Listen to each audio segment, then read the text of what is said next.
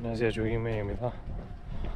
동아 마라톤 끝나고 딱 일주일 지났는데요. 오늘은 도봉산 산행하는 걸 한번 담아 보려고 해요. 입구 들어왔고요.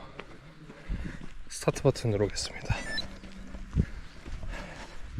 출발. 이렇게 산에서 영상을 찍고 훈련을 하는 이유는 크게 두 가지가 있어요. 일단 첫 번째로 서브3를 목표로 도전을 했을 때 동아에서 제가 뭐가 부족했는지를 일주일 정도 고민을 해봤거든요.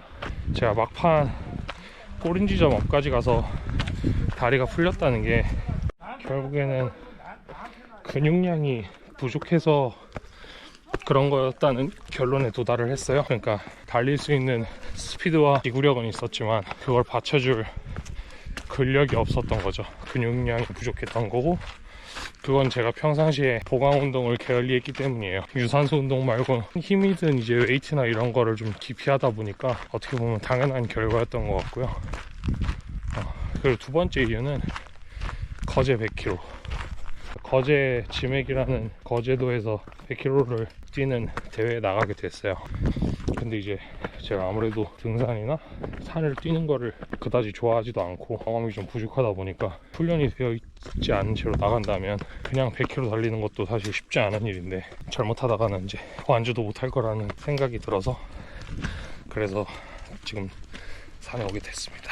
이번 동아 마라톤을 뛰면서 여러 가지 교훈을 얻었지만 가장 저한테 좋았던 부분은 제가 실패 지점까지 가봤다는 거예요. 초반 5km에서 서브3보다 약간 빠른 페이스로 달릴 때 힘에 부치는 걸 느꼈어요. 사실 이전에도 시도해 봤었을 때 제가 항상 4분 10초대 페이스로 달리게 되면은 그게 아마 제 젖산 역치인 것 같아요. 그때부터 이제 좀 호흡이 가빠지고 견디기가 조금 힘들어지고 30km 정도까지 가면은 몸에 힘이 다 소진이 되는 그런 경험을 그 대회 전에도 해본 적이 있었었는데, 이번에도 역시나 이제 비슷한 느낌이 들었어요. 그러니까 이거를 어린 지점까지 끌고 갈 수는 없겠다라는 생각이 들었어요. 근데 이제 고민이 거기서 속도를 늦춰서 좀 안정적인 페이스로 가다가 후반에 천천히 올라갈지, 아니면 대 페이스로 계속 뛰다가 내 실패 지점을 확인하고 거기서 버티다가 잘 버티면 좋은 기록이 나오는 거고, 그 선택을 제가 했었어야 됐는데요. 기록 보고 조금 놀랐던 게 하프 코스 가기 전에도 이미 기진맥진한 상태였는데 제가 그동안 훈련이 잘 돼 있었고 카보로딩이 돼 있다 보니까 30km까지 버틸 수 있었던 것 같고요. 30km 지점까지는 서브3 페이스로 갔지만 중요한 12km죠.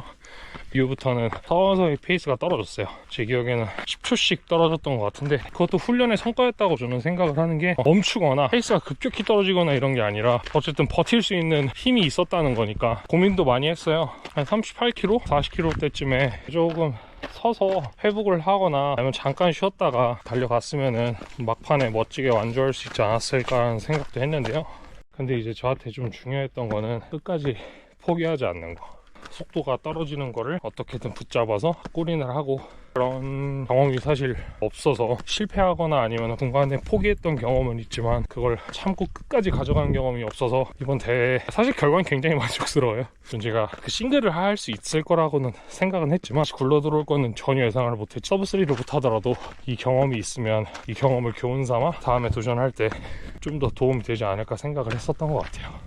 일단 처음 완주했을 때는 너무 당황스러웠고 죄송한 마음이 제일 먼저 들었던 것 같아요. 감독님이 좋은 훈련 스케줄을 주셨고 저에게 할 수 있다고 용기를 주셨는데, 할 수 있다고 큰 소리 쳐놓고 바닥에서 뒹굴고 주저앉아버리고, 그리고 저 때문에 마지막 골이 나는데 불편을 준 거잖아요. 때문에 달리다가 주로를 변경해야 했던 분들이 있으셨거든요. 그분들한테 죄송한 마음이 너무 많이 들었어요. 주디런 싱글렛 입고 조깅맨 글자도 써붙이고 뛰었는데 창피함보다 죄송함이 더 컸던 것 같아요. 그래서 얼굴을 들기가 힘들더라고요. 흔히들 꿈의 서브3라고 말을 하잖아요.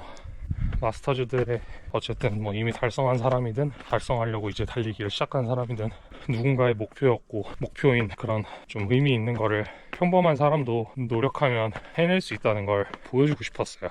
한 2년 정도 꾸준히 달리기를 한다면 할 수 있다는 거를 보여주고 싶었어요. 다른 멋진 러닝 유튜버들처럼 이미 서브3를 달성한 사람들은 어느 궤도에 오른 사람들이라고 생각을 하거든요. 참고 이겨내서 목표를 잃어본 경험이 있는 사람들이니까. 그 목표를 달성을 하면 사람들이 그걸 알아줄 거라고 생각을 했던 것 같아요. 그래서 더 기를 쓰고 서브3를 달성하려고 했었던 것 같고, 근데 인생은 진짜 모르겠는 게, 전 분명히 목표 달성에 실패했음에도 불구하고, 그런 죄송한 상황을 만들었음에도 불구하고 저한테 칭찬이나 고마움을 표시한 사람들은 제가 모르는 사람들이에요. 저를 아는 사람들은 제가 어떤 사람인지 아니까 사실 그렇게 행동을 해도 놀라거나 그걸 보고 어떤 걸 느끼진 않았을 것 같거든요. 근데 저의 얼굴도 모르는, 그리고 제가 누군지도 모르는 사람들이 감사를 표하고 고마움을 표현해 주시는 걸 보면서, 어떻게 보면 제가 실력으로 서브3를 해서 들어와도 이렇게 많은 사람들이 나한테 고마움을 표시하지 않았을 것 같은데, 어떻게 보면 실패했음에도 훨씬 더 큰 보상을 받은 느낌이었어요. 동아 마라톤은 저한테 선물 같아요. 정말 감사한 선물이었죠. 지금 마당바위까지 올라왔고요. 도착 시간까지 32분. 아까 그 스타트 지점부터 도착할 때까지 32분 걸렸어요. 전 누워서 잘 쉬었고요. 다시 한번 내려가 보도록 하겠습니다. 노봉산의 마당바위라는 곳을 찍고, 제가 등산을 하는 코스랑 하산하는 코스가 달라요. 하산하는 코스는 상대적으로 사람도 적어서 좀 더 편하게 촬영을 할 수 있을 것 같아요. 보이시죠? 이렇게 되어 있습니다.